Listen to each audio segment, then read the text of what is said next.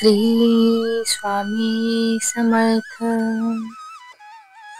आयुष्य ही एक अशी ट्रेन आहे जी जन्मापासून मृत्यूपर्यंत सुख दुःखाच्या अनेक स्टेशनवर थांबते आणि आपल्याला अनुभवाचं तिकीट घेण्यासाठी प्रत्येक फलाटावर उतरायला भाग पाडते. क्षेत्र कोणतेही असो, आयुष्यात कष्टाला पर्याय नाही आणि कष्ट प्रामाणिक असले की यशालाही पर्याय नाही. प्रभाव दमदार असण्यापेक्षा स्वभाव दिलदार असावा. स्वतःच्या वक्तव्यात तितका सरळ व तिखटपणा ठेवा की चांगल्या लोकांना त्याची चव आणि वाईट लोकांना त्याचा ठसका हा लागलाच पाहिजे. अंथरूण पाहून पाय पसरले की कुणापुढे हात पसरावे लागत नाही.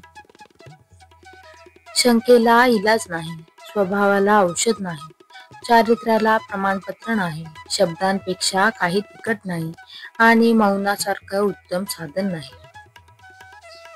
ताकदीची गरज तेव्हाच लागते जेव्हा काही वाईट करायचे असते, नाहीतर जगात सर्व काही मिळवण्यासाठी फक्त प्रेमच पुरेसे आहे.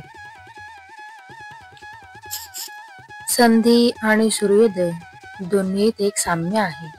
उशिरा जागे होणाऱ्यांच्या नशिबी दोन्ही नसतात. मोठं व्हायचंय आणि यशस्वी व्हायचंय तर अपमान गिळायला शिका. उद्या मोठे व्हाल तेव्हा हीच अपमान करणारी लोक स्वतःचा मान वाढवायला तुमची नक्की ओळख सांगतील. आयुष्य हा बुद्धिबळाचा खेळ आहे. जर टिकून राहायचं असेल तर चाली रचत राहाव्याच लागतात.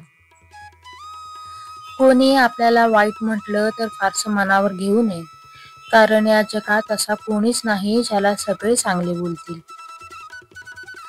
यशस्वी व्यक्तीच्या चेहऱ्यावर दोन गोष्टी असतात, एक सहनशीलता आणि दुसरे हास्य. कारण हास्य त्याचे प्रश्न दिसू देत नाहीत, तर सहनशीलता प्रश्न निर्माण करत नाहीत. आपला स्वभाव हा सूर्यासारखा ठेवा.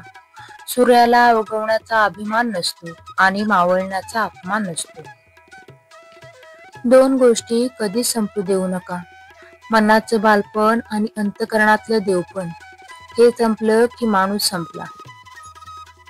कुठेतरी कर्माची भीती आहे म्हणून तर गंगेवर गर्दी आहे. पाप विचारात आहे, शरीरात नाही. गंगा शरीर शुद्ध करते, विचार नाही. श्री स्वामी समर्थ.